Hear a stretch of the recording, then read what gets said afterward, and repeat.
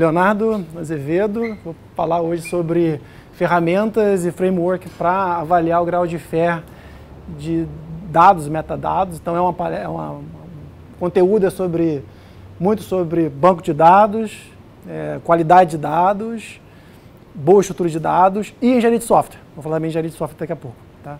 E eu vou explicar esses conceitos.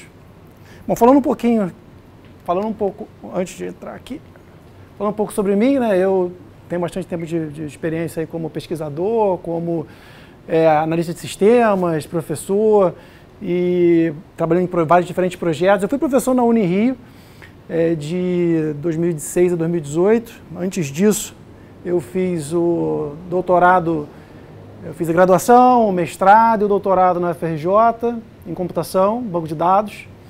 E eu fiz parte do meu doutorado, uma parte do meu doutorado, a gente chama de doutorado de sanduíche, eu fiz na Fernuniversität, em Hagen, na Alemanha, em 2003, 2004.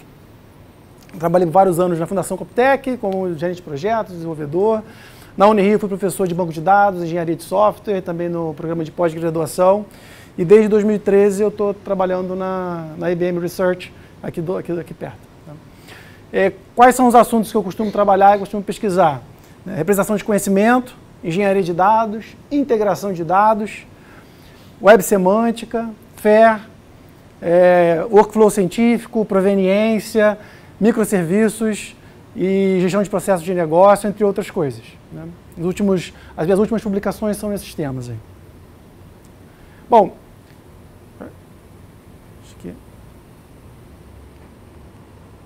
acho que ele não quer ir. A distância, né? Foi. A distância. Alguma coisa na frente. Bom, então a gente vai falar hoje principalmente sobre como tornar os nossos dados melhores para serem utilizados. Né? E aí uma frase que eu achei legal do presidente da IBM é: a gente tem que ajudar nossos clientes de forma que a gente consiga transformar dados complexos em ações sustentáveis. E a gente trabalha na IBM em assuntos de sustentabilidade, como por exemplo em química, em materiais sustentáveis, etc. Não vou entrar, não é o objetivo dessa palestra falar sobre isso, mas sim sobre como eu vou transformar esses dados em ações. Como eu torno os meus dados melhores para serem trabalhados, para serem utilizados. A gente quer que nossos dados sejam fáceis de serem encontrados, findable, acessados, accessible, interoperáveis, ou seja, eu poder utilizar em fazer diferentes integrações dos meus dados e que eles possam ser reutilizáveis. Então, FAIR vem daí, findable, accessible, interoperable e reusable. Então, quando a gente vai para o ciclo de vida de dados de pesquisa, a gente está preocupado em planejar a nossa pesquisa. E quando a gente planeja a nossa pesquisa, a gente tem que planejar como a gente vai tratar esses dados durante o ciclo de pesquisa. A gente precisa, muitas vezes, coletar dados que a gente vai utilizar no nosso trabalho. Esses dados a gente processa, analisa, e quando a gente faz isso, a gente gera mais dados. Quando a gente termina a nossa pesquisa, a gente, depois de validar a nossa hipótese, de utilizar esses dados para executar experimentos sobre eles, a gente publica, compartilha, sempre buscando que haja o quê? Reuso dos nossos dados. Então a gente estuda, coleta os dados, trabalha em cima deles, publica para os outros utilizarem. E a gente deseja que esses dados eles existam ao longo do tempo, que eles sejam preservados ao longo do tempo. A ideia, então, é que a gente trabalhe o que a gente vai ver hoje aqui dentro desse ciclo de vida de dados de pesquisa.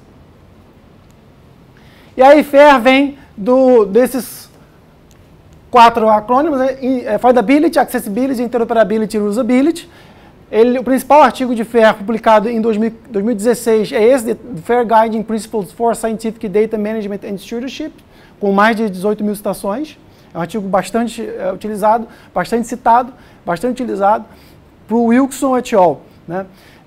O que são os princípios FAIR? São 15 recomendações independentes de domínio para poderem ser aplicadas em diferentes domínios, que buscam facilitar o uso e reuso dos dados por seres humanos e por máquinas.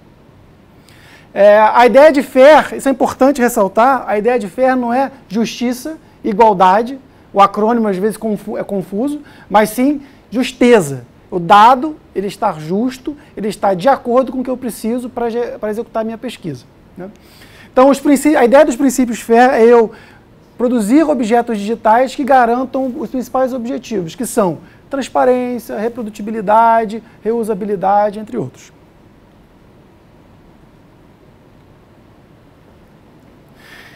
Os 15 princípios são apresentados aqui, então para cada letrinha dessa a gente tem uma determinada regrinha, que é uma recomendação. Por exemplo, quando a gente fala em findable, eu quero que os dados sejam encontrados, né?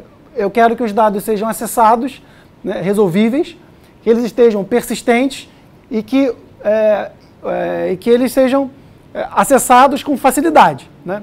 Então, por exemplo, aqui eu estou preocupado com o identificador do meu dado. A gente chama de group. É o identificador que ele é único globalmente, persistente e resolvível. Estou preocupado em como achar aquele dado em relação ao que ele tem de informação para mim. Então, os dados ele tem que ter metadados que facilitem a pesquisa por aqueles dados. Quando eu vou para acessibilidade, estou preocupado em acessar o dado. Ou seja, que ele seja entregue através de um protocolo que seja aberto, livre e universalmente implementável. Por exemplo, um protocolo HTTP, um protocolo HTTPS. Se vocês tiverem qualquer pergunta, por favor, façam, tá? Quando eu estou falando em interoperabilidade, eu quero que o meu dado esteja representado numa linguagem que facilite o uso dos dados em diferentes situações, ou seja, que facilite a integração dos dados com os dados que eu possuo. Além da representação, estou preocupado com o vocabulário. Ou seja, eu quero que os dados tenham uma semântica bem definida, que sigam um conjunto de padrões existentes dentro da minha comunidade ou de forma agnóstica. Quando eu falo em reuso, eu quero, por exemplo, que o dado tenha uma licença. E aqui eu não estou falando de dado aberto, estou falando em ter uma licença, porque tendo uma licença eu sei se eu posso utilizar, se eu não posso, porque as regras de uso estão definidas naquela licença. Eu estou preocupado com a proveniência, ou seja, qual foi o caminho de construção daquele dado, quais foram as etapas que foram executadas para a criação daquele dado, né? Se é um dado válido, se é um dado importante para mim, então eu preciso saber desse histórico. Então, isso é proveniência. Importantíssimo para reuso é ter o dado com atributos que sejam relevantes, que sejam precisos e que sejam variados, de acordo com o que eu preciso. Então, essa é a ideia da reusabilidade. São 15 princípios, a gente pode definir um conjunto de palavras-chave para esses princípios. Quando eu falo em identificador, eu estou preocupado com ele ser GUPRI, que é global, único, persistente, resolvível, identificável. Quando eu estou falando no F2, eu estou falando lá que dá metadados ricos para busca. Quando eu estou falando em A2, eu estou falando em longevidade do metadado, ele ser persistente ao longo do tempo e por aí vai. O que eu desejo fazer? Eu quero avaliar o meu dado, ver se meu dado ele segue esses princípios. Pode falar. Pode fazer. Sim, faz. Qual a diferença entre um dado e um metadado? Essa é uma pergunta excelente, porque dado e metadado muitas vezes têm significado diferente para diferentes pesquisadores. Então, o dado, por exemplo, é aquela coleta que eu fiz. E o metadado são as informações sobre aquela coleta, quem coletou, quando foi coletado, etc. Então, essa é uma maneira de você pensar, né? Se você pegar um artigo, você pode dizer que o abstract do artigo é um metadado. Para o pesquisador que escreveu o artigo, para ele aquilo é um dado. Então, a definição de dado e metadado, você vai ver em diferentes citações que depende do pesquisador. Mas é uma maneira interessante de dizer, eu coleto um monte de dados que eu estou executando, e quando eu começo a representar as informações sobre a coleta daquele dado, por exemplo, a proveniência, o histórico, né, o autor, quando foi, quais os atributos coletados, etc., eu tenho um metadado. Beleza? Então, o que eu quero fazer? Eu quero pegar o meu dado, que eu estou disponível, meu dado / metadado, os princípios FAIR são para metadados e para dados, e avaliá-los se eles realmente atendem essas recomendações, né? Eu quero ver se eles atendem a recomendação. Então, se eu pego uma página do Zenodo, o Zenodo é um repositório de dados, que eu posso publicar lá artigo, posso publicar apresentações, posso publicar várias coisas dentro dele. Eu vou chegar no Zenodo e vou olhar, os dados que eu publiquei no Zenodo, eles estão aderentes aos princípios FAIR? O que eu faço? Eu leio cada recomendação e executo essas recomendações, eu vou explicar daqui a pouco como é que a gente pode executar isso, em cima desse meu dado, esse meu objeto digital que é essa página. Então essa página aqui representa uma publicação de um dataset feita pelo grupo do Emílio. E aí eu verifico assim, beleza, o identificador desse meu dado, ele é GUPRI, ele é globalmente resolvível, ele é único, ele é persistente, ele é isso. Aí eu vejo que uma forma de eu criar um identificador é através do DOI. E o DOI garante esse tipo de propriedade. Ele me dá um número, né? Ele me dá uma representação, né? No caso ele me dá uma URI, né? Que representa esse dado. Então, se eu pegar esse DOI aqui e colocar na internet, só vou chegar nesse documento aqui. Eu tenho garantia de que, através dessa URL, eu não chego em outro dado. Ele é único globalmente. Ah, beleza. Esse dado tem bons elementos para descrevê-lo em relação a ser encontrável? Ah, ele tem autor, ele tem título, tem quem publicou, tem a data de publicação. Aí eu vou olhando o documento e vou vendo, opa, atende também essa recomendação. Ele usa um protocolo acessível? Usa. Ele usa HTTP para eu encontrá-lo. Se eu entrar na internet e digitar esse identificador, eu vou chegar até ele. Beleza. Aí vem uma coisa um pouquinho mais complicada. Ele usa alguma representação formal, né, uma linguagem de representação formal para representar esse dado? Aí se você abrir esse dado, ver a fonte do dado, você abrir o source dessa página, você vai ver que tem representações em JSON LD, utilizando um vocabulário aqui dentro. E isso é uma representação bacana, e isso é uma coisa que permite o quê? Que um computador, que um software, processe esse dado. Ele chega aqui e tem muito mais facilidade. Ele não dá um parser nos textos, ele anda pelos atributos definidos em JSON LD no schema.org. Beleza? Ah, e qual é a licença dele? Ele tem uma licença em relação ao reuso? Ah, ele tem sim aqui. Aqui está a licença dele, Creative Commons, etc, etc, etc. Então ele tem uma licença. O que significa esse JSON LD? JSON LD é uma forma de representar o dado utilizando... É uma estrutura de representação de dados. Então, você conhece Python, por exemplo? Então, você tem um dicionário Python. O dicionário Python equivale a um JSON LD, tanto é que você pode usar o JSON, uma biblioteca chamada JSON, que você pode fazer JSON dumps lá, que vai conseguir transformar o seu dicionário em um objeto Python. O seu JSON load e JSON dumps. Vai transformar o seu objeto Python em um JSON e vai ler um JSON para o seu objeto Python. Então, basicamente, é uma estrutura de dicionário Python, se você pensar assim. Abre chave, abre chave, fecha chave, tem uma key, né? E aí, 2 pontos, e aí vem a chave, valor, chave, valor, chave, valor, aonde o valor pode ser outro dicionário. Basicamente, um JSON é isso, e um JSON LD, que é um JSON para linked data. Aí ele tem um conjunto de propriedades que permite você ligar um dado no outro. Beleza? Aí tem lá um @type, etc., que permite fazer esse tipo de coisa. Obrigado pela pergunta. Importante. Como é que eu olho esses objetos digitais e eu entendo se eles estão aderentes aos princípios FAIR? Utilizando guidelines, boas práticas, entendendo como é que ele foi construindo, utilizando questionários, utilizando ferramentas automatizadas. As recomendações e as boas práticas são formas de melhorar o dado de uma maneira mais textual, né? São diretrizes que você vai seguir e aí você não vai realmente avaliar, você vai seguir para construir bem o seu dado. Questionários e ferramentas automatizadas, por outro lado, se ajudam a investigar melhor o seu dado. Questionário é um conjunto de perguntas que permite você caracterizar o seu dado ou sua base de dados. E as ferramentas automatizadas auxiliam a você executar automaticamente a sua análise. O que eu quero fazer aqui? Eu quero olhar o meu dado e dar uma nota para ele. Essa nota a gente chama de fairness, que é o grau de aderência daquele dado, metadado, aos princípios FAIR. E isso que é feito através dessas ferramentas automatizadas. Eu vou falar mais ou menos sobre isso, exemplificando. Um questionário, por exemplo, para cada princípio eu vou ter um conjunto de perguntas, uma ou mais perguntas. Por exemplo, F1, que fala de identificador, eu vou ter lá uma pergunta, ó, qual é o identificador desse objeto? Qual é o principal identificador desse objeto? Como eu posso avaliar esse objeto? E aí você vai responder, o identificador desse objeto é esse DOI. Para acessibilidade, quais são os protocolos de comunicação que permitem acessar aquele dado? Para interoperabilidade, qual é a linguagem de representação usada para representar o dado ou o metadado? E para reuso, quais são os metadados? Isso é bem interessante, né? Por quê? Porque a partir do questionário, o ser humano consegue executar aquele questionário e ir respondendo, né? Permite você entender o seu dado, permite caracterizar o seu dado segundo estes princípios.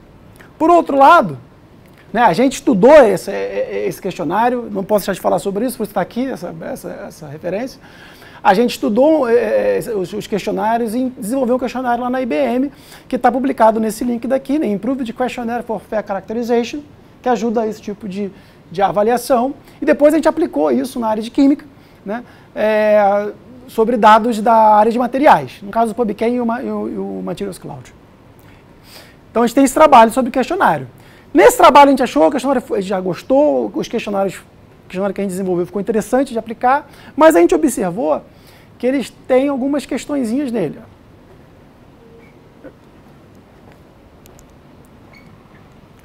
Né? Ele toma tempo para ser executado, ele requer experiência e habilidades técnicas para poder, por exemplo, essa pergunta que você fez, o que é JSON-LD? Quem vai olhar o JSON-LD tem que ser alguém que conheça o JSON-LD daquele dado. Então não é qualquer um que vai chegar e achar um DOI na página ali para dizer que tem um identificador único globalmente. Tem que entender de JSON-LD, então precisa de características técnicas. Né? Então não é fácil inspecionar. E não escala. Se eu tiver zilhões de objetos para responder um questionário de 100 questões, vai demorar muito tempo. Né? E se tiver muitos objetos, né, vai ser ruim, vai ser demorado. Daí, a gente começou a estudar as ferramentas automatizadas, porque no nosso grupo a gente tinha algumas características que a gente queria, algumas perguntas que a gente queria responder. Por exemplo, avaliar vários objetos ao mesmo tempo. Né? O que é uma avaliação automatizada? Você passa o identificador do objeto e ele avalia para você, segundo um conjunto de implementações, vou falar daqui a pouco, e retorna lá um dashboard, dizendo como aquele dado, metadado, atendeu aos princípios FAIR. Daí a gente consegue fazer uma avaliação mais rápida, mais objetiva, não tem intervenção humana, faz rapidamente, né? Escala e permite até mesmo fazer comparações, porque a avaliação utiliza os mesmos algoritmos para fazer a avaliação. Então vai lá, pega o dado, traz localmente e roda os algoritmos, né, para avaliar. Mas tem grandes desafios. Por exemplo, eu tenho que definir muito bem os algoritmos, né, as métricas e os testes que vão ter que ser executados. Né? E tem outro ponto, que, né, como eu defino essas características de acordo com as necessidades da minha comunidade ou da minha organização. Se vocês lembrarem bem, quando eu estava falando lá da avaliação dos metadados, eu falei, tem título, tem abstract, então ele tem atributos interessantes para serem encontrados. Mas será que é isso que realmente interessa a mim? Pode interessar a uma comunidade, mas a mim, por exemplo, eu posso precisar saber qual é o nome do fornecedor, quais são os atributos de preço daquele produto. Então pode não ser o melhor saber o título do produto, por exemplo, uma informação relevante para fazer a busca. Né? Então eu tenho que adequar a implementação desses princípios de acordo com as especificidades de quem quer que eles sejam executados. A gente estudou, então, na literatura, as ferramentas existentes que faziam o que a gente precisava. Vamos pegar uma ferramenta e vamos estudar essas ferramentas e ver se elas fazem essa avaliação. A gente olhou lá, fizemos uma revisão sistemática da literatura, buscamos essas ferramentas, fizemos uma revisão chamada cinza, que é uma revisão não de artigos, mas sim de outras publicações que não passam por uma avaliação formal, né? Páginas web, blogs, posts, listagens em um sistema. Né? Então a gente chama isso de literatura cinza e uma das principais que a gente avaliou é esse fairassist.org, que lista vários recursos para avaliação de fairness, sejam eles questionários, guidelines, ferramentas, etc. As 5 que a gente encontrou principais foram essas aqui, que eram aderentes ao que a gente falou sobre dar um identificador e ela roda os princípios FAIR e nos dá uma resposta. Achamos esses caras daí e começamos a analisá-los. Então a gente fez uma pesquisa bem profunda para analisar essas ferramentas e verificar se elas a gente poderia utilizar. Por que a gente fez essa avaliação? Porque a gente queria utilizar uma ferramenta dessa. A gente tinha um problema para resolver em casa, que eu quero rodar uma ferramenta e avaliar o grau de fairness dos dados que estão entrando no meu sistema. Vamos usar uma ferramenta que já existe para não ter que desenvolver. Mas, antes disso, a gente precisava saber o que essa ferramenta tinha que ter. E a gente fez um levantamento de requisitos, utilizando a literatura. A gente olhou vários artigos, levantou um conjunto de requisitos. Depois de levantar esse conjunto de requisitos, a gente avaliou essas ferramentas. Olhando o quê? A documentação delas, as páginas web, o GitHub delas, executando essas ferramentas. Né? E a gente caracterizou e definiu lá um percentual. Né? Se atende é 1, se atende parcialmente é meio, se não atende é 0. E com isso a gente chega a um percentual de aderência das ferramentas aos requisitos. A gente publicou esses resultados em artigos. Né? A gente publicou o artigo Enterprise of Automated Tools for Fairness Evaluation, foi o best paper de um workshop que a gente apresentou esse artigo no SWC, que depois convidado para uma extensão que a gente adicionou mais informações, né, no artigo para uma publicação em um capítulo de livro. Então, toda essa nossa análise estão nesses dois documentos. E aí a gente observou como elas não aderiam, não atendiam. Você vê, o que é 74%? É uma questão subjetiva, né? Pode ser bom ou pode ser ruim, depende do que eu desejo. Se para mim o mais importante for isso daqui, não, o 74% não é bom, porque o que me interessa são essas como ela atende a parte de customização, e nenhuma delas atende completamente, atende parcialmente, né? Daí o que a gente queria? A gente queria o quê? A gente queria uma ferramenta que ela pudesse atender fazer a avaliação de fairness automaticamente, mas que fosse customizável, que ela pudesse atender às necessidades de cada pessoa que comprasse o nosso ferramental, que fosse usar o ferramental que a gente está desenvolvendo. Então essa foi a pergunta de pesquisa que a gente desenvolveu. E a gente observou, como eu falei anteriormente, que nenhuma delas atendia completamente. E a gente tentou mesmo assim usá-las, e a gente viu que elas são bem difíceis de serem adaptáveis. Adaptáveis aqui a cenários, áreas, organizações, etc. Essa análise desse uso dessas ferramentas, né, foi publicado nesse artigo aqui, né, no outro e nesse. E nesse artigo principal, o que aconteceu aqui? A gente desenvolveu a nossa ferramenta, pensando principalmente nesse requisito. E foi publicado na NSLP, que é um workshop do SWC. O que é a nossa ferramenta, então? A nossa ferramenta que a gente chama de IBM TubeFair, ela é uma ferramenta que foi desenvolvida como um framework. Qual é a ideia de framework? A ideia do framework é que ele sirva para que você construa ferramentas a partir dele.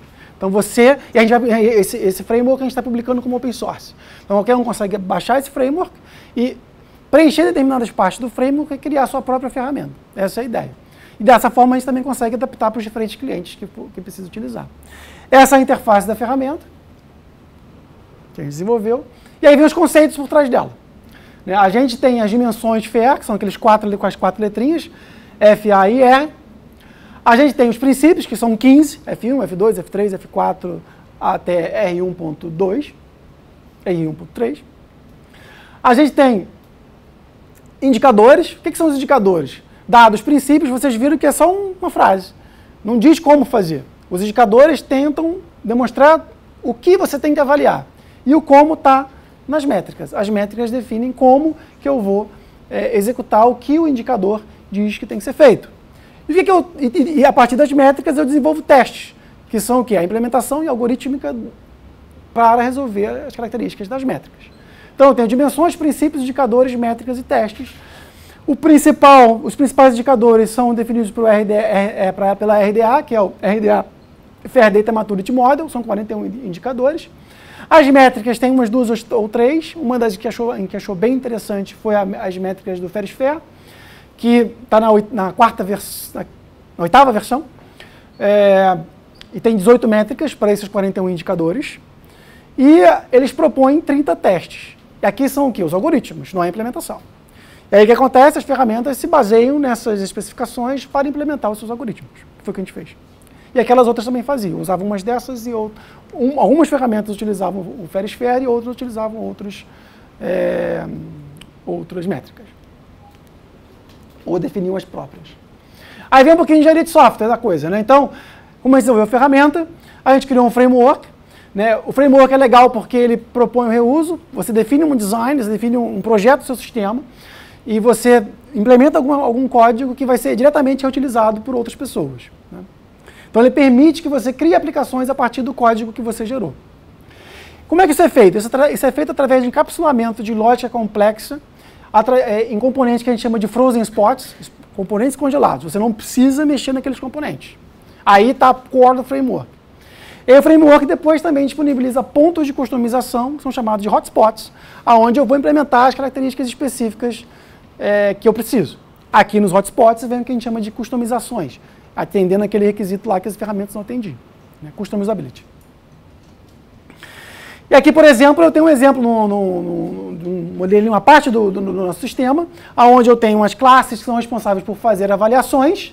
Então eu tenho uma classe que é um avaliador, que tem um método que é o método de avaliar, eu tenho uma classe que é um Principal Evaluator, que avalia princípio, eu tenho os IDs dos princípios, Isso daqui é frozen spot, eu não preciso mexer. Se eu quiser fazer algo diferente, aí eu crio especializações dessas minhas classes, implementando os avaliadores, né, os testes específicos. Por exemplo, avaliação de uniqueness de um identificador, avaliação dos metadados, etc. Então, esses caras aqui são os que a gente chama de hotspots. Como é que funciona esse nosso framework? E esse código é um código estrutural. Existe um fluxo, existe um processo de execução do framework, e esse processo ele é frozen spot. Então, o processo em si é o quê? Eu tenho um cliente que vai chamar um collector, que vai ser responsável por ir na página e baixar aquela página para mim, e trazer esse objeto digital que vai ser passado por um avaliador, que vai pegar todos os avaliadores registrados e para cada avaliador registrado, para cada avaliador de princípio, executar o método evaluate do princípio. E o método evaluate do princípio é o hotspot, é o que cada um implementa do seu jeito, né? Ele, no final das contas, retorna uma lista de resultados de avaliação que ele passa para um agregador de resultados que monta para mim uma formatação que é retornada para o cliente. Dado isso daqui, a gente consegue desenvolver uma interface genérica e um código genérico para ser utilizado em diferentes situações.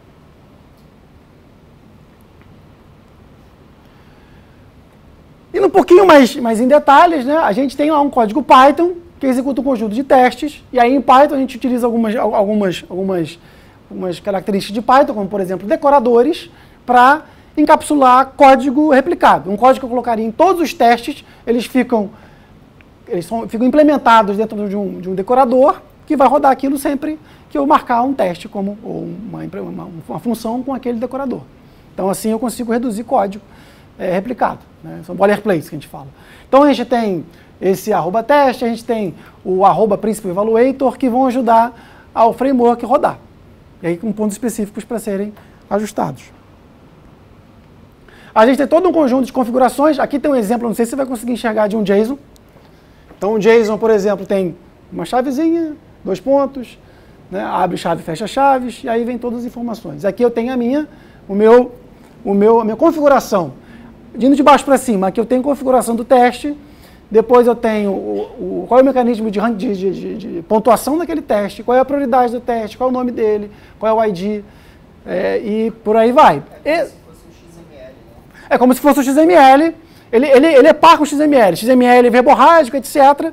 Né? Tem todas as tags, né, que a gente fala, são os elementos do arquivo XML, né? Só que ele é muito grande, ele fica muito grande quando eu desenvolvo. E aí a comunidade desenvolveu os JavaScript Object Notation, que é o que significa JSON, que é esse formatinho, bem mais simples. Mas tem um monte de coisa de XML que ele não tem, e aí cria-se o JSON LD, etc., para botar um pouco mais de semântica na representação. Esse arquivo JSON, na realidade, é uma instância dessas classes que estão aqui, né? Ele é uma instância da classe test configuration. Um test configuration é uma configuração, ele configura um teste de uma métrica é de um princípio é de uma dimensão. Isso tudo está aqui dentro. Então, eu tenho aqui o princípio, eu tenho a métrica, eu tenho até chegar na configuração do teste, que tem uma inscrição, quando ele já passa, uma inscrição quando ele falha, etc. Okay? Dado isso, eu consigo, de uma maneira fácil, eu configurar tudo que eu quero que seja retornado para o usuário quando ele for executar a ferramenta dele. O teste configuration é um hotspot? É um hotspot também. Você abre o JSON e você pode mudar o textinho, que está lá, o nome. Tem algumas coisas que não são tão triviais de mudar, mas em geral ele vai funcionar muito bem. Mas o evaluator, obviamente, é um hotspot. O evaluator é um hotspot. O principal evaluator, o evaluator ele é um hotspot, sim, ele é um hotspot. Mas se você tem a descrição do evaluator, não dá para criar um teste configuration a partir disso? Não poderia ser algo mais frozen, não? Não é mais frozen porque cada engagement, né, cada usuário que vai usar o sistema, ele pode querer colocar um textinho diferente, pode querer colocar em português, poderia colocar em inglês. Então, assim, a estrutura dele é um frozen spot, né? O teste configuration tem esses atributos. Mas o preenchimento dele vem a partir desse arquivo JSON. E poderia vir também a partir de um banco de dados. O que é, em relação ao Evaluator, o que é o Evaluator como hotspot? É a implementação do algoritmo que faz a avaliação e quando ele termina, ele gera uma resposta segundo uma configuração de um teste. E a solução foi através do framework, porque exatamente o que você comentou, né? Cada comunidade tem um critério, um conjunto de critérios específicos. Né? Cada comunidade tem um conjunto de critérios, tem um conjunto de padrões.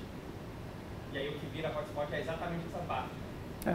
E aí toda a parte interna de processamento, de chamar método aqui, está tudo pronto e usa em qualquer lugar. E era a grande dificuldade, uma ferramenta muito boa que a gente se baseou, chama Fuji. E ela roda tudo, funciona bem, só que é impossível da gente conseguir mexer no código para evoluí-la para os diferentes clientes que a gente tem. Por exemplo, a gente já trabalhou com o pessoal da área de petróleo, da área de bateria, da área de química, e aí para cada um, dentro da área de química tem diferentes áreas, cada área dessa utiliza uma determinada representação. E aí a gente tem que ficar mudando os algoritmos, e aí era muito complicado usar a ferramenta deles. Por isso que a gente falou, vamos pegar ela como base, que ela é boa, pegamos a parte que a gente pode transformar em frozen spot e implementamos. Obrigado pelas perguntas. Fica mais perto. Tá. Então a gente criou essa ferramenta. Na realidade, essa ferramenta é dividida em duas partes. Né? Então a gente tem o TubeFair front-end, a gente tem o framework, que é a parte de back-end. E a gente tem uma implementação desse framework que a gente chama de Default Implementation. Já tem todos os testes implementados, usando esse framework. Então a gente tem um back-end que foi escrito utilizando a linguagem Python, Fast API e OpenAPI para a definição do contrato. O OpenAPI gera esse negocinho daqui, não sei se chegaram a ver, mas é uma das principais tecnologias para desenvolvimento de microserviços utilizando Python, Fast API. E ele usa outros padrões de outras bibliotecas integradas com ele, que facilita bastante desenvolver back-end. Então a gente implementou o framework em Python, implementou a aplicação default em Python também. Nessa aplicação default a gente tem um coletor implementado, que coleta de páginas de HTML. Eu posso coletar a partir de RDF, a partir de banco de dados, etc. A gente implementou a partir de páginas e outro a partir de arquivo. E aí a gente tem uma estrutura de configuração já pronta para a pessoa usar. A parte de front-end, a gente utilizou Angular, que é o que a galera sabe lá, que usa bastante nos nossos projetos. JavaScript, TypeScript, CSS e D3. D3 vai fazer os gráficos bonitinhos. A homepage, a gente tem uma homepage que inicia a avaliação, a gente tem uma página que permite explorar os resultados, a gente tem um detalhamento dos resultados, a gente tem glossário e outras coisas. Vou falar um pouquinho sobre isso aqui. Então a página é essa, como é que funciona? Eu coloco um DOI aqui dentro, por exemplo, um URL. Aí essa URL vai ser de um objeto, por exemplo, essa página aqui do Zenodo, na realidade eu estou usando essa URL aqui. Né? E aí ele roda, quando eu clico em Start Evaluation, ele roda a avaliação, terminou, ele gera o resultado. E aí esse resultado, quando você olha, já dá para ter uma ideia de como está F, como está A, como está I e como está R. O total é 67%, foi muito bem em F, A razoável, I não está tão bem e R está razoável. A partir daqui eu vou para o detalhe, né? E venho para cá, eu exploro, e aí eu vejo, como é que está? Opa, em F eu tenho 1, 2, 3, 4, 5 métricas, e ele passou em todas. Em A eu tenho 1, 2, 3, ele não passou nessa primeira métrica, por isso que aparece branquinho ali, né? Não parece preenchido. E aí ele mostra para cada um o que ele passou especificamente. Aqui embaixo ele mostra as recomendações, melhore o seu dado fazendo isso, isso e isso. Daqui eu posso clicar nessa setinha e venho para cá, que é um detalhamento que tem vários acordeões para poder abrir e mostrar os detalhes da execução. Então aqui, para esse princípio, para essa métrica, para esse teste, falhou. Para esse teste, passou. Como essa métrica aqui ela é alternativa, se passar aqui, já passou na métrica, então ele passou nessa métrica. Né? Se passar nesse teste. E aí vai, todos os testes aqui dentro. E aí, quando eu abro esse acordeão, eu tenho lá as informações sobre o teste. Se passou, um nome do teste, o que o teste faz, o teste avalia se tem um criador, título, identificador do objeto, data de publicação, quem publicou e o tipo de objeto, se tem um resumo, se tem keywords. Específico nessa configuração a gente implementou desse jeito. Tem lá, se tem E aqui explica em mais detalhes esse teste, né? Quais são as recomendações envolvidas. Ou seja, descreva o seu dado com bons atributos de descrição. É isso que está dizendo aqui. E aqui dá um detalhe de como fazer isso. E embaixo ele diz assim, ó, se você não passar nesse teste, você vai perder algo. Então, sem descrever bem os meus dados, eu não vou conseguir entender bem os meus dados, eu não vou conseguir encontrar aqueles dados. Então, esse é o teste. E aí a gente tem lá um glossário que explica sobre FAIR, que a gente chamou de FAIR Glossary, que dá todas as informações sobre FAIR.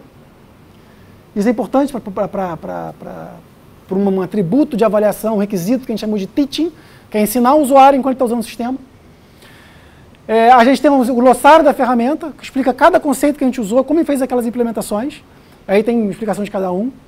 A gente tem um guia do usuário, que explica como usar a ferramenta. E a gente tem um relatório que ele pode baixar com todos os dados. Perdão, passei rápido demais. A gente tem lá um relatório, chama Full Report, que aí ele baixa toda a avaliação localmente e pode compartilhar com alguém. Então essa é a ideia. Então aqui a gente usou várias coisas de engenharia de software. Tem toda a parte de banco de dados, que é entender os princípios, implementar, entender as formas de representação, e toda a parte de engenharia de software, que é para construir essa ferramenta. Toda a parte de design, e a parte de design de software. A parte de design foi a parte de back-end, eu trabalhei bastante forte nela com outras pessoas.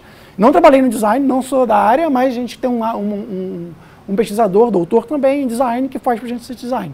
Né, com mais de outras 2 pessoas que ajudou a gente a desenvolver esse design. Então tem a parte de design, tem a parte de engenharia de software, tem a parte de back-end, tem a parte de banco de dados.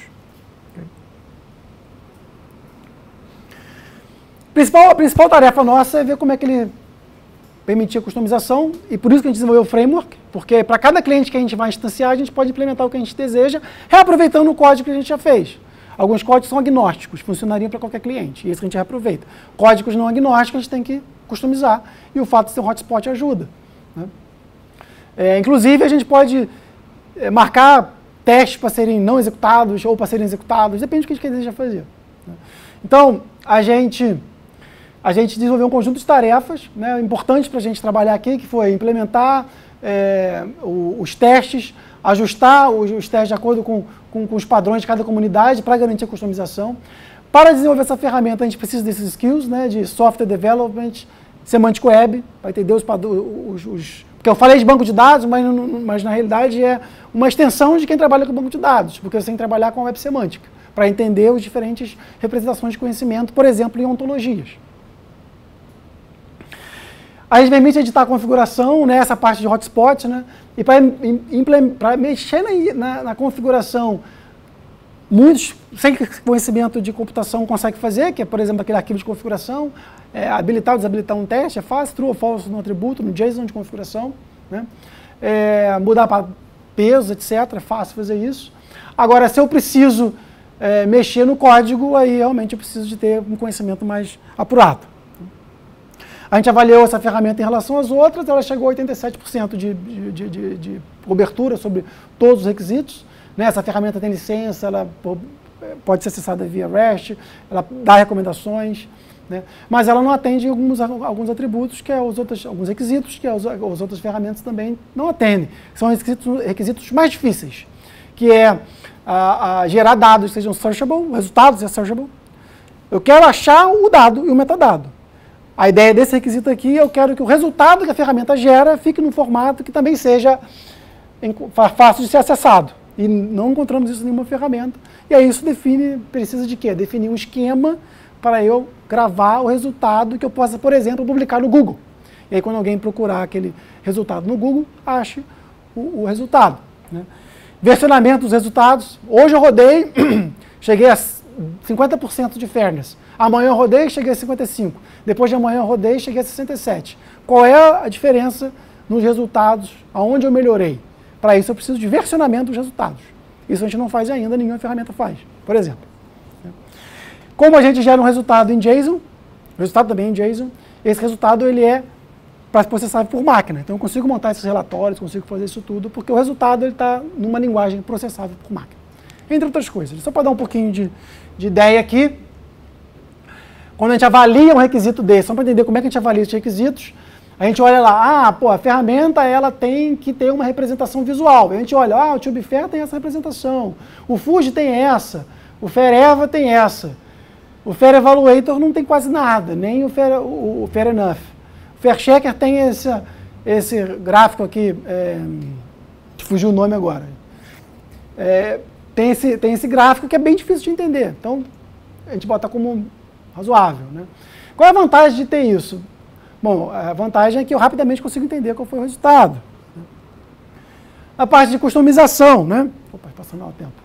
Na parte de customização, a gente observa que essas ferramentas que foram muito difíceis de customizar, o TubeFair e o FAIR-EVA têm um mecanismo interessante de customização e o TubeFair seguiu para a parte de framework, que é o que a gente quer fazer nos nossos sistemas.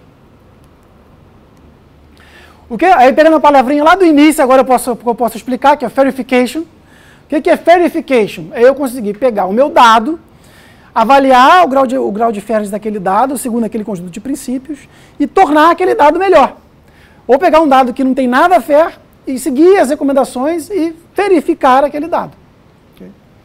Então eu vou pegar uma ferramenta, eu vou pegar meu dado, vou ler o meu dado, vou fazer a avaliação, vou olhar os resultados, né, vou receber os resultados, vou analisar aqueles resultados, vou melhorar o meu dado e vou rodando essa ferramenta, usando essa ferramenta nesse ciclo de vida aqui, para que, no final das contas, o meu processo, né, o meu ciclo de vida de dados de pesquisa, ele atenda aos princípios FAIR. E essas ferramentas elas podem ser utilizadas em cada um daqueles passos de pesquisa que eu falei no início da apresentação, né? No planejamento, eu posso utilizar os princípios, né? Eu posso fazer um fairness assessment do meu plano de gestão de dados. Na coleta, na hora que eu estiver coletando dados, eu posso já verificar se aquele dado que eu estou coletando ele é bom, para eu poder utilizar utilizando os princípios. Ele segue os princípios, ele tem licença, ele tem um identificador único. Análise e processamento, eu vou ficar toda hora rodando minha ferramenta para ver se eu estou conseguindo gerar dados bons para serem entregues, né? Vou avaliar a parte de preservação, se o meu dado está sendo bem preservado, vou olhar o versionamento, né? E vou verificar também as características do meu dado em relação ao reuso, se outras pessoas podem reutilizá-lo. Então, concluindo aqui, né, a gente desenvolveu essa ferramenta a partir de todo esse estudo de questionário, etc., desse ciclo de vida. Vocês viram que vem tendo publicações desde 2023, começou um questionário com aprendizado, depois a gente analisou as ferramentas e criou a nossa ferramenta. Então a gente criou essa ferramenta com Frozen Spots, que são coisas já prontas, que a pessoa não precisa se preocupar mais para desenvolver, e Hotspots, que ele pode evoluir. A gente implementou, né, uma aplicação que a pessoa já consegue usar direto, já está um framework instanciado. A ferramenta ela tem um percentual interessante em relação às demais, mas o que é esse percentual? Na realidade, o percentual depende de quais requisitos você quer avaliar, você quer que a sua ferramenta tenha. Né? A gente sabe que nenhuma ferramenta é o estado da arte, nem a nossa. Teria que estar 100% de aproveitamento e também depende da facilidade de uso. Se você quer escolher uma ferramenta, aí você tem que analisar os requisitos que você entende, que você entende como é importante para você. Analisar as ferramentas, analisar em quantos requisitos são importantes, olhar o código, estudar as características da ferramenta. Né? E o que a gente está fazendo agora? A gente está trabalhando com os outros requisitos que a gente não tratou. Por exemplo, tratar a autenticação, armazenar os dados em uma base de dados para permitir versionamento. Né? Avaliar esse framework em vários cenários, porque a gente avaliou no cenário simples ainda. A gente está querendo usar IA generativa, né? Criar, por exemplo, os testes a partir de IA generativa. Ao invés do usuário implementar os testes, a gente passa os requisitos de implementação do teste e de acordo com a comunidade e ela gera o código para a gente. Por exemplo, utilizando o IBM Watson Xcode Assistant. Né? Melhorar a parte de configuração, etc. Aqui está as publicações ao longo do tempo, né? Os artigos completos, o capítulo de livro, alguns abstracts que a gente publicou dentro da parte de química, porque a gente tem aplicado essa ferramenta na área de química, na área de avaliação, para avaliar dados de experimentos químicos, né, ou de publicação de dados químicos. E é isso. Obrigado. Perguntas?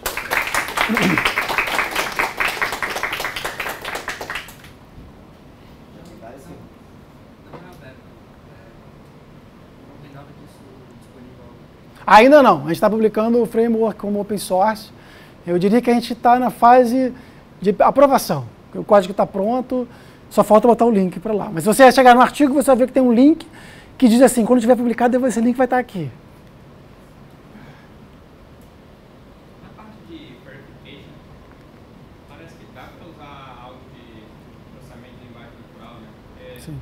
Tem muito dado que parece que você não tem os metadados, mas tem lá alguma description que se você pudesse ler, você conseguiria talvez contestar o resto dos metadados. Então você tem um jeito automático de testar, né? Parece que dá para, sei lá, iterar de alguma maneira.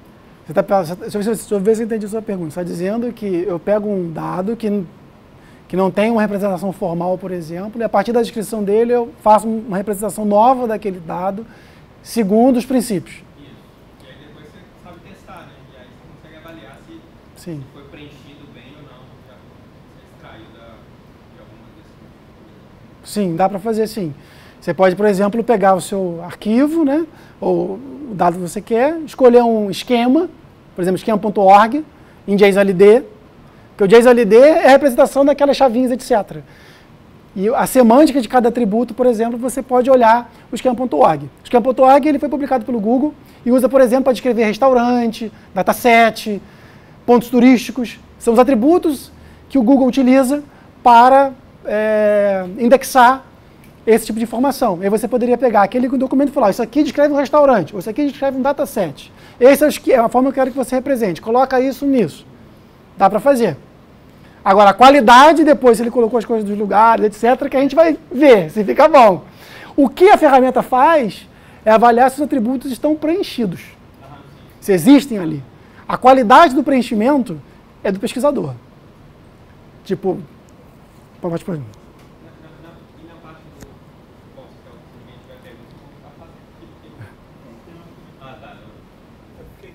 Se esse framework ele recebe os dados diretamente de uma API ou ele mexe com um banco de dados? Boa pergunta. Boa pergunta. Eu acho que a melhor maneira de explicar isso é a gente voltar no diagrama de sequência que está aqui. Bom, a nossa implementação, a implementação é o seguinte, ela chama esse collector aqui. Então, quando você roda o back-end, você tem um front-end, mas faz uma chamada para a API e diz, roda a avaliação. Aí essa avaliação, o primeiro componente que essa avaliação faz é chamar um método, pegue o objeto digital a partir do collector. Aí o que você faz? Como é que hoje está implementada a nossa implementação default? A gente tem um collector, um collector de HTML, que herda de collector, e aí ele vai no HTML e puxa o dado para mim, que é utilizado para toda a implementação, para toda a avaliação. Então, o que a pessoa que usa o framework tem que fazer? Criar heranças, né, especializações de collector. E aí eu quero um collector para banco de dados, eu quero um collector para arquivo, eu quero um collector para HTML. HTML a gente fez. Então, hoje está implementado para HTML, JSON-LD. Ele procura o JSON-LD schema.org. Poderia ter um collector que vai pegar uma página e extrair o XML da página, que é uma representação do XML. Outro collector que vai na base de dados RDF. Mas cada implementação dessa é muito bem separada em collectors. Porque aí eu fico completamente dependente. É isso, por exemplo, nos problemas que a gente tinha com o Fuji. Estava tudo misturado, tem um monte de ifzinho. Se for isso, é isso. Se for isso, é isso. Se for isso, é isso. E as coisas misturadas. A gente não conseguia, não era manutenível. Dessa forma, é totalmente manutenível. Na parte do searchable, você já tem uma ideia de como o searchable tem que ser buscado são os resultados? São os resultados. Então, uma maneira de fazer é a gente utilizar um schema.org, por exemplo, a representação de dataset, para publicar o nosso dado, e aí colocar na ferramenta de indexação. Essa é uma maneira que a gente pode fazer. A gente não começou a tratar esse problema. Porque qual é a ideia do searchable? É eu ter o dado numa representação que um Bing vai ler e vai indexar, que um Google vai indexar, etc. Mas aí teria que ser tipo agnóstico em relação ao banco de dados que você usa? Como assim? Não entendi. É que eu fico, bom, é que eu estou tentando enxergar onde que, o critério de ser searchable é que é possível você pesquisar os resultados. Você tem que armazenar esses resultados em algum lugar.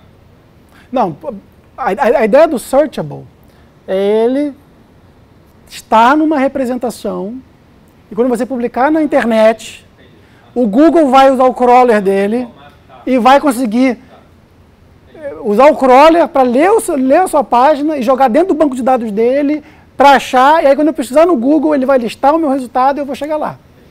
Essa é uma maneira de pensar. Eu posso pensar em searchable internamente na minha empresa. Aí eu vou usar a representação interna da minha empresa. Não, pai. O resultado tem que gerar algo que é searchable segundo algum critério. É isso. Obrigado pela pergunta. Pode voltar naquela tabela que compara os requisitos? Claro.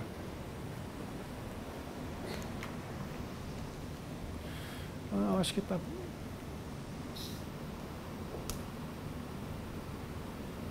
Essa aqui. Eu percebi que o requisito 13 só de vocês é aprovado. Qual que é esse requisito? Então, o requisito 13 é um requisito que... Aqui está escrito Data Lifecycle. Qual é a descrição do requisito que está no artigo, né? A sua ferramenta, ela tem que apresentar em quais etapas do ciclo de vida de dados ela pode ser utilizada. Então, a gente diz assim, pode ser utilizada para a parte de sharing, pode ser utilizada... Tendo aquele ciclo de vida de dados, a gente diz em quais que ela pode ser utilizada. Aqueles 6, né? É isso. É essa a descrição. E a gente não consegue identificar isso claramente nas outras ferramentas. Na documentação, etc. Eu achei essa tabela muito interessante, mas uma coisa que eu fiquei pensando é, tipo, quando você vai fazer uma tabela que você vai avaliar vários critérios, você vai dar entre uma nota para cada critério, você dá pra pensar que foi tipo 1, 0 ou meio, né? Uhum. Tipo, por que vocês fizeram todos os critérios terem o mesmo peso e por que vocês deram essa nota tipo de 1, 0,5 e não, sei lá, de 1 a 10 e fizesse peso diferente? Por que a gente fez isso? Primeiro porque a gente queria ser agnóstico. Tipo assim, a gente não... Como é que eu vou te responder? Essa pergunta é excelente, porque essa pergunta ela está relacionada à estruturação da tabela. Como é que eu estruturo essa tabela? Todos os requisitos foram identificados a partir de um conjunto de artigos que a gente leu que avaliavam ferramentas. Então, tipo, ele avalia por isso, aí extraiu, porque a gente não encontrou nenhuma tabela dessa, a gente também queria uma tabela dessa pronta. Beleza.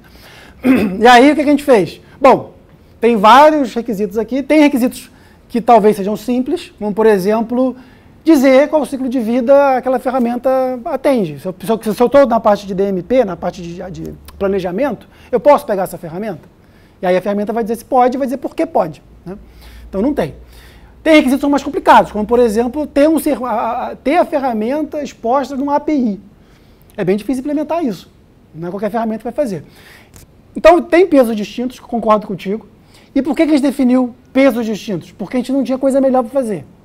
A gente não tinha usuários que pudessem dizer para a gente, esse requisito aqui é mais importante. Esse aqui, nem estou interessado nisso. A gente não tinha esses usuários para fazer essa avaliação. Por isso que a gente decidiu, vamos botar peso para todo mundo. Se passou, vamos dar 1. Se passou, razoável, meio. E se não passou em nada, 0. E você ainda poderia me perguntar, por que 1,5? Como é que você chegou ao meio? É também subjetivo, foi seres humanos que fizeram aqui. Então, a execução da avaliação, para ser algo bem formal, deveria ser feito com várias pessoas, comparado resultados, definir critérios bem... A gente fez o máximo que a gente pôde fazer. Né? A gente vai avaliar isso, isso e isso. E vai avaliar isso e isso de todas elas, para cada requisito. Então, respondendo essa pergunta, porque não teve coisa melhor mesmo. Mas aí, como a gente não tem um cliente que diga para a gente o que é importante para ele, a gente bota tudo igual, porque fica mais fácil para a gente fazer.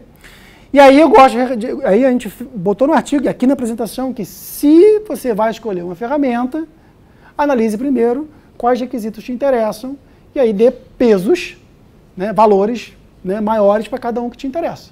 Pode ser que todas elas cheguem a 100% considerando os seus requisitos. Por isso que a gente levanta essa ressalva. E não diz que o nosso, apesar, tem 87%. O que é 87% para 74%, considerando todas essas questões que a gente acabou de falar aqui? É um número, né? Então, não dá para dizer que é só da arte, não. Só tem um número em relação aos requisitos, ela chega a 87%. É isso. O 23 ali é controle de versão? Versionamento do resultado. A gente usa GitHub, tem versionamento do código, etc. Mas é aquele lance de, tipo, saber ao longo do tempo aonde o meu dado evoluiu. Passou em F, passou em A, não passou em I nem R. Ao longo do tempo, naquele momento, passou em I. Naquele outro momento, deixou de passar. Pode acontecer isso. Ainda pode acontecer mais coisas. Naquele momento, a ferramenta é customizável, eu implementei mais testes, e aí tudo ficou ruim.